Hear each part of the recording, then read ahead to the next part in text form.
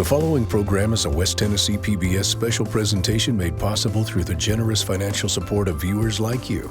Please visit westtnpbs.org and make a donation today so that we can continue to make local programs like this possible. Thank you. All right, thank you for Rotary for allowing me to come here today. County's good. Any questions? All jokes aside, if you're a department head, elected official with the county, if you don't mind, stand up. That way everybody can recognize you.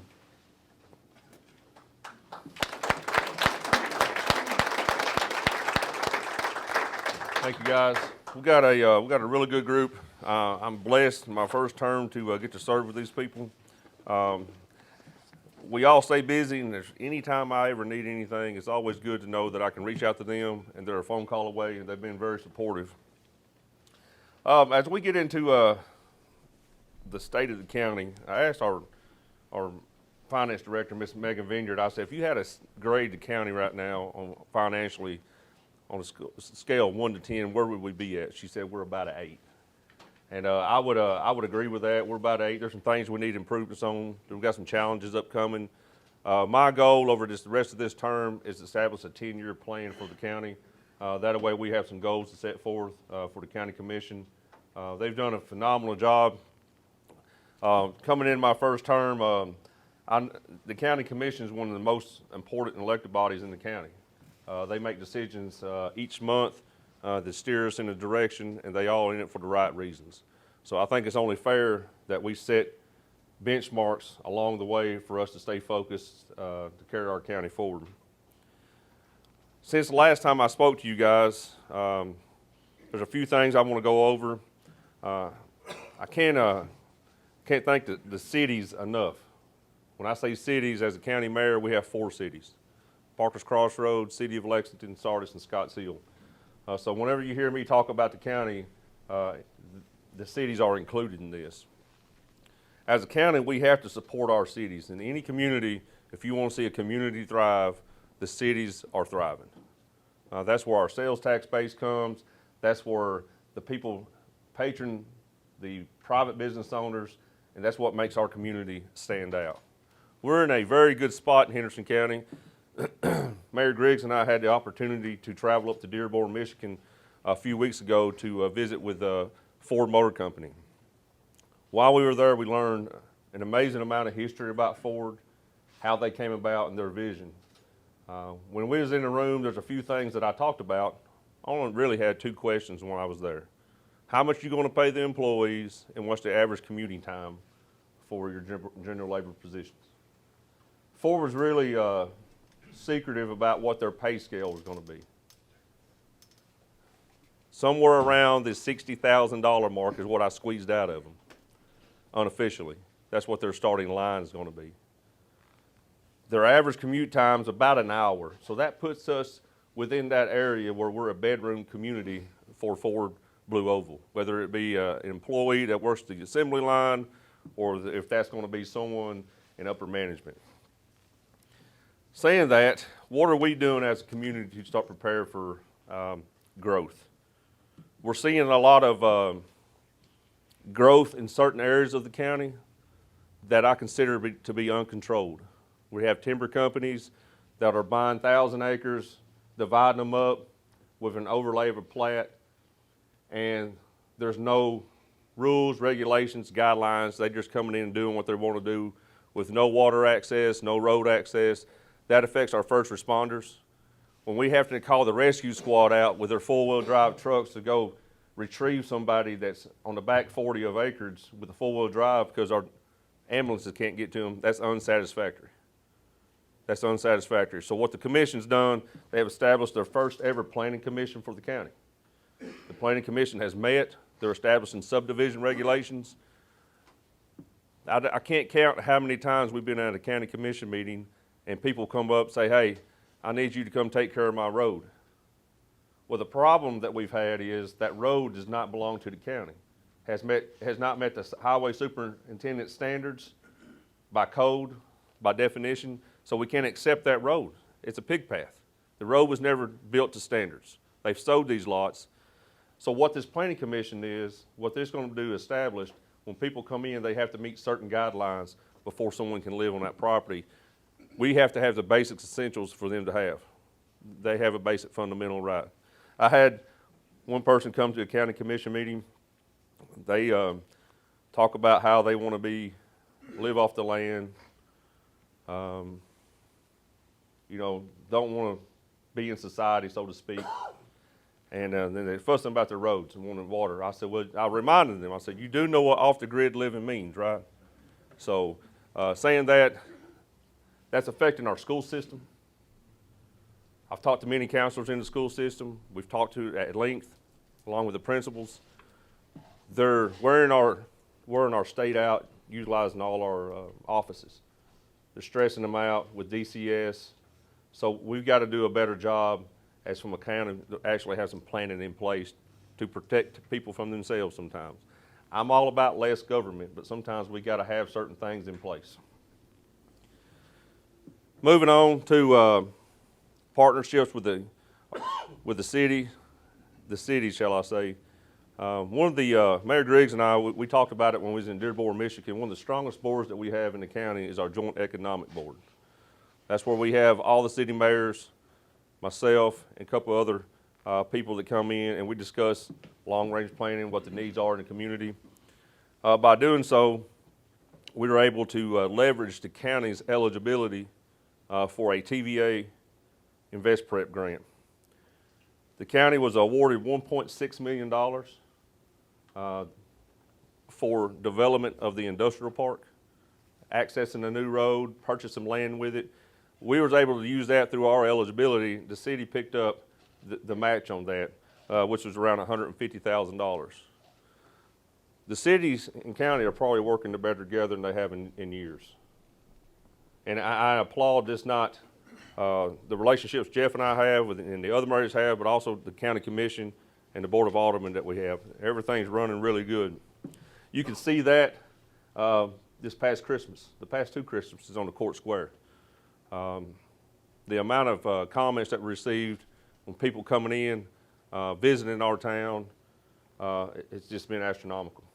I think last year I told you about Mayor Creasy. I went up to him one day, put my arm around Mayor Creasy. I said, hey, we got an ice skating rink. He said, yeah, I heard about it. I said, you're going to pay for it. You know, because when people came here to utilize that ice skating rink, that was tourism dollars that we didn't have. I'll talk about tourism later. Our health department, we were granted about $3 million for a new health department. It was just $2 million with our match, it would have been $3 million. The city county owned land together behind Jackson State Community College. We're putting a new health department in. Our bids came in a little high, so we're meeting this week to negotiate that down. But we're going to have a new health department for people to utilize out behind Jackson State. In addition to the health department, I'd like to applaud Chief Murphy and the health department. They've signed an agreement where we can have rural health department access in the outer parts of the county. If you have an elderly person or people with limited access, our health department's now going to have satellite campuses to go to in the rural areas of Henderson County. And that's through a collaborative effort, partnering again and utilizing our resources. And I'd like to thank Chief Murphy for that. He was instrumental.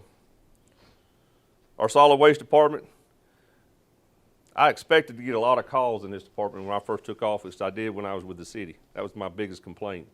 But Mike McConnell, he's our director out there. He's done a phenomenal job. Early on, the county commission purchased a roll-off truck. So now we took the middleman out. We're hauling our own trash, servicing our own centers, taking it to the city of Lexington and also to Camden. But one of the best things that we've done was we put open-top containers at 3 of our centers. That way, if you're living in the Sardis, Regan area, and you have a mattress, a chest of drawer, an old bicycle, or something that your mother-in-law gave you don't want anymore, you can take it down there and throw it in an open-top container to get rid of it. Same way with the bargaining community. It's there, and we got one at Mig Drive. I've noticed a significant change in one area was illegal dumping. We're not having all the illegal dumps no more when people are just throwing it out on the side of the road. That's been a huge impact and very minimum cost. Very minimum cost. And Mike, I thank you for that, for your work there. Our finance department, they're coming home. I can't wait for them to come back across the street. We've been remodeling the upstairs the last few months, so they'll be in hopefully by the budget year. They've managed over $2 million in grant funding this past year through an evidence-based program, a family justice center that we have Penny Hensley here. She manages. We have a reentry program for the jail to reduce recidivism rates. We also have some opioid abatement money that we had through a class action lawsuit with the pharmaceuticals.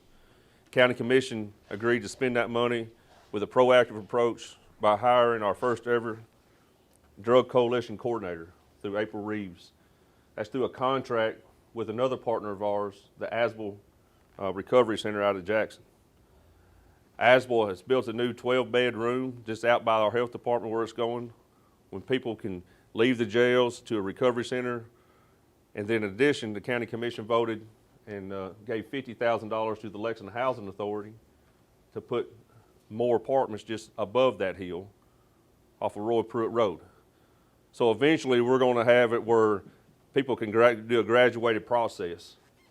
And so we're super proud with them partnerships. We did have one audit finding in the finance department this year through the schools. Very subjective. I would argue that point. I don't think it was a fair assessment, but it is what it is. Probably one of the biggest talking points throughout this year was the certified tax rate. The county currently is on a 6-year cycle on how we evaluate our properties. We reassess them 6 years. Right now there's legislation going through the state of making them 4 years or less instead of 6. That way we reassess our properties, we don't have them big gaps. If you look back and in 2010 when I came home from the Army, I bought a brand new house. I got to pick the last fixtures in it. I paid $110,000 for it. That same house built today is going to be $225,000 to $250,000. That's the new affordable housing, if you will. We have realtors in the room, and it's accurate. Yep. It's accurate. I got a nephew who's getting out of the military. He couldn't find a home in Henderson County where he wanted to live. He had to buy one in Decatur County, pay $200,000 for a 1,200 square foot house. It's a nice house, but it's not where he wanted to live. He said, I'll use that as my starter home until we can find something else. I'll talk more about that shortly. Our certified tax rate, last I looked, we were the 6th lowest tax rate in the state.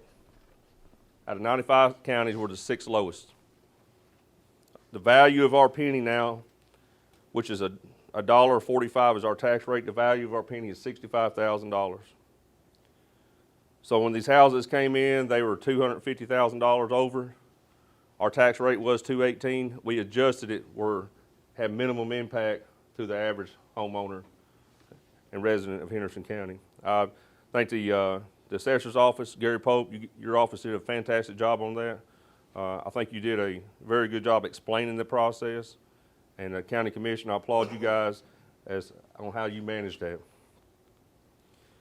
The Sheriff's Department received some much needed raises this year for their deputies.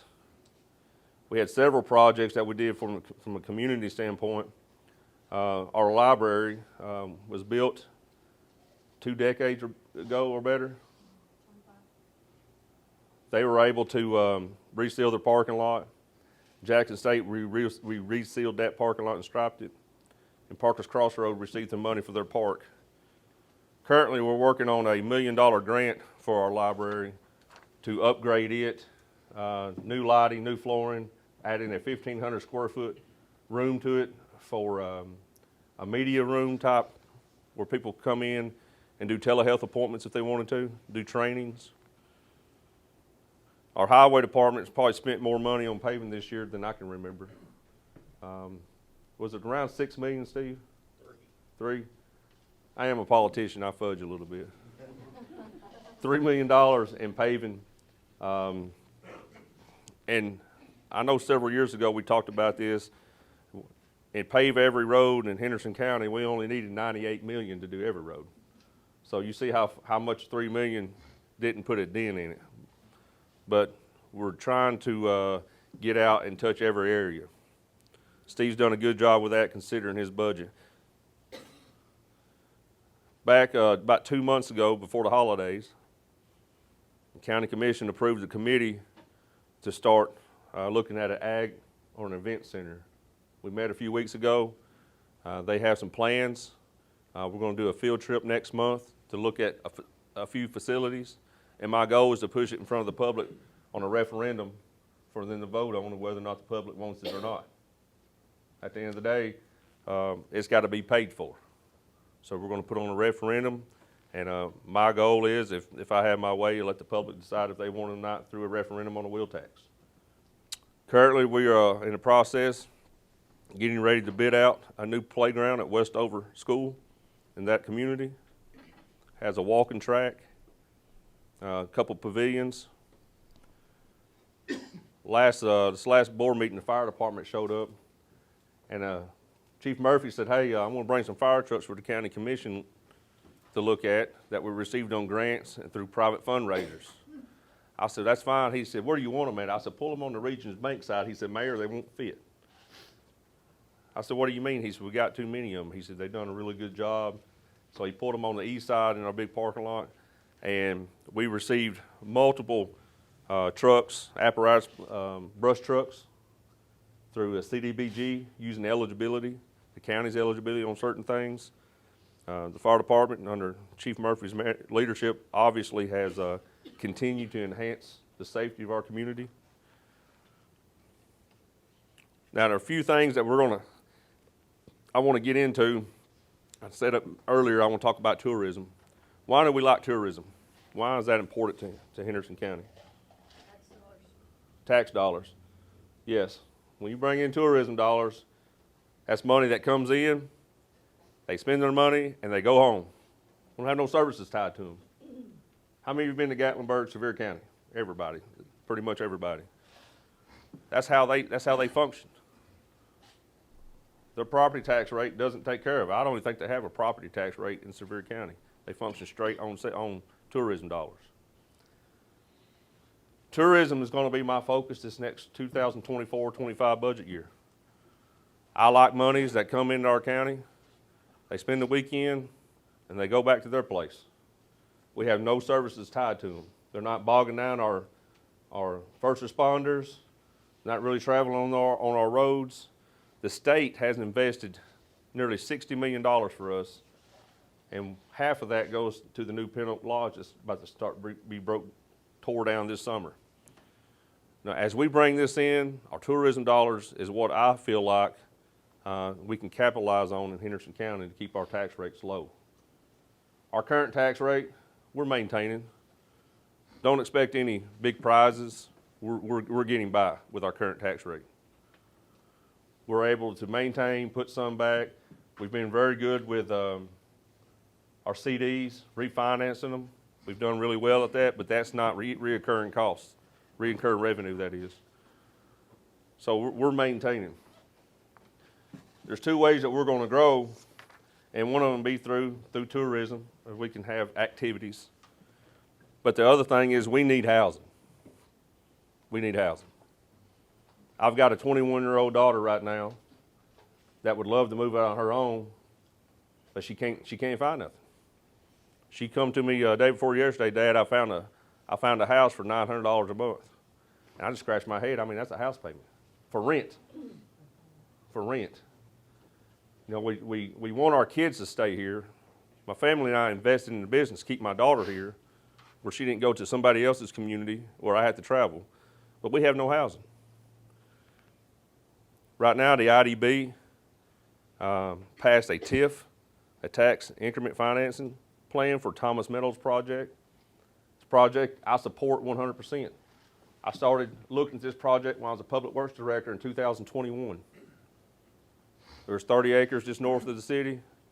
A guy was going to build houses on it. He could only put 12 on it.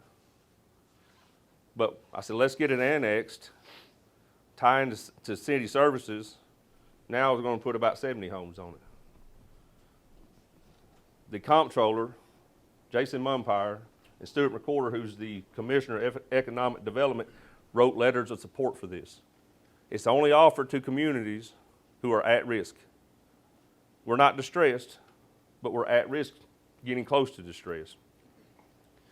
What this allows is for the infrastructure to be financed through a bank by the developer. They're on the note, and take a portion of the property tax to pay the infrastructure back off over a 20-year period. Right now, currently the county receives about $700 a year on property tax there, just because the ground's there. As the houses get built, we'll continue to get that $700, plus another 20% of the property tax, so that automatically increases. The rest of that money, and the city does the same thing, it goes, it pays, it flows through the trustee to the bank. If you do the math on this, the average home in the state of Tennessee receives about $2,700 a year, provides $2,700 a year in sales tax. So $2,700 times 70, where's my math people? What is that? 300,000? Nearly 300,000. 250 to 300, I believe. Tommy, you doing that? Yeah, I'm working on it. You need another pair of glasses? Yep. Yep. 2,700 times 70. 189,000. I told you I was a politician. I'll put you some numbers. So that's $189,000 a year in just the house taxes. That's just the sales tax that's brought in by the internet, by the gas, the water, the telephone, just the house, what it brings in itself. That's not counting the grocery tax, the gas tax, or what I always like to say, the kids, their rear end in the seat. The many kids you have in the seat, we receive that money inside. And from a county standpoint, I'm all for it because we have no services tied to it. The city's on the hook for fire, police, and they have a city school system. So the city's really one that's tied to it. From a county standpoint, we're going to collect our $700 plus 20%. And as I mentioned earlier, any community that thrives, their cities thrive. From a county standpoint, we collect the city taxes, but we really don't have any services tied to them, right? You know, we have, the county collects a property tax for them, but we're really not providing a lot of services because they provide their own service at their own accord. Anything we can do to help the cities thrive brings in revenue. You take in 70 homes, that's going to be a sales tax that helps private business. How many own private businesses in here? You know, would you like to see 70 new homes where people come and dine at your place or come get services at your place? Absolutely. Sales tax that private businesses own is astronomical what it provides to this community. The small business owner in this community provides more money back into our community than what people realize. They take loans from our banks. They sponsor fundraisers. They provide services, and they take risks. So I support that. If we can put 70 new homes where my baby girl can come back and say, hey, I want to move back home and give them opportunity to live, your kids, your grandkids, I support that. At the end of the day, I don't want to be Jackson or Madison County. We need controlled growth, and we need our cities to thrive, whether it's Parker's Crossroads, Scottsdale, Sardis, or Lexington.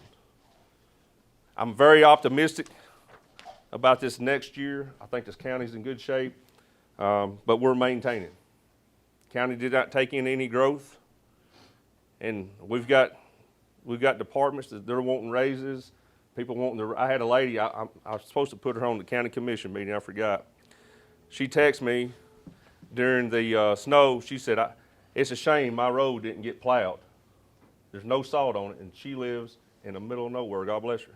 I said, you're right. I said, I'll put you on the county commission meeting. That way you can come talk. And what you're asking for is about a 3-cent property tax increase. That way we can get snow plows and salt for the whole county. We'll do that. She never showed up. We are the 6th lowest in the state we're maintaining. That's not something we're going to get ahead on unless we do it collectively and through different avenues. So I'm excited where we're going. I think we have some very positive things happening in our community. I look up forward to every day coming to work. One of the biggest things I talk about to the youth is understanding the tax code, understanding the tax rate, and spending your money locally. So many people want to run to Jackson, and on the way out, they'll stop at Law Road to fuel up. That does nothing for Henderson County. Nothing. My wife gets on to me, she said, "You're going to run out of gas?" I said, "I forgot to fill up. I'm trying to get back to Gorski's or something." You know, so encourage your people. I consider everybody in this room to be leaders in their area. Encourage your people to spend money local. It makes a difference on our day-to-day lives. We'll spend the rest of the time taking questions. I'm an open book. Got anything you want to talk about? I'd love to hear you. Robbie, what about the airport? What's the situation with it? McCready International. Currently, the city of Lexington and Henderson County, they are the funding body for that, along with the airport doing their certain things. I've been in talks with the Tennessee National Guard and TEMA. We're working at putting that as a hub for TEMA and also putting the training area for the Tennessee National Guard. They got an aviation unit that I'm trying to get my hands on because Madison County is starting to expand their airport, and I'd like to have that in Henderson County. There's also a new drone program that they're looking at. There's five locations across the United States, and we're being looked at as one of them for the drone program because our proximity with Fort Campbell and Fort Rucker, and we have the facilities. Yes? When you spoke of Blue Oval City, I've recently visited there, so it kind of piqued my interest. You mentioned growth due to Blue Oval City coming in, but what about workforce loss that we're bound to suffer? So her question was, with Blue Oval coming in, is there any concerns about workforce loss? Absolutely. That's why it's important we get some houses in. Because Blue Oval essentially is going to be a vacuum on what I consider mid-careerists. Mid-career is someone in that 7 to 12 year time frame that's trained, they show up for work, they're making around $46,000 a year, maybe 50. Blue Oval come in starting at 65. We may lose some mid-careerists. That's where we got to really support our local industry as far as continue utilizing our CTE programs, leaning in on TCAP, and fostering that relationship that the school system's already working on. I do have concern for that. And that was one of the questions why I want to know what their average commute time is going to be. The IDB in the city of Lexington, and we have a really, really good industrial park. But if we don't get no housing to help support this and keep our people local, we might as well quit investing in our industrial park. Because we're going to lose everybody and we're not going to have nobody here to work there. Good question. You mentioned the health department moving. What will happen to the old health department? Is that where Asphalt Center is going to go? No. So the question was, what's going to happen to the old health department with the new health department coming in? Asbel's already built their facility next to the farmhouse, so it's going to be in that area. The current facility, it's a county-owned building. The UT Ag Extension has expressed interest in moving there, moving from their location out by the Lexington High School, moving to that location. What about our school systems? If we have a new subdivision and we have people moving in, how is that going to affect them as far as the growth and infrastructure? You know, right now, we don't have rooms now. Yes. Okay? Everybody in here that lives with a school person knows that. I mean, they're putting people's offices in a janitor's closet. Mm-hmm. So what I'm saying is, what are we gonna do as far as our school capability when we move in 70 families? Two-person family, that's another 140 kids. Mm-hmm. I mean, That's a valid question. So the question was, with a development of new subdivisions and people moving in, how would our school system support it? This is something where we've got to sit down with the school system, and I talked about earlier about with the 10-year plan. I feel like we need to get behind a new high school. We need a new high school, a one-county high school, take our current high schools and turn them into all-county middle schools. It would relieve pressure out of our elementary schools. That way we can support that growth. I'm all about education and everybody having their own sports, basketball teams and all that jazz, but eventually we've got to look at the bigger picture as far as how we're going to grow and have a controlled growth. Good question. Any other questions? About the farmer's market. Farmers market.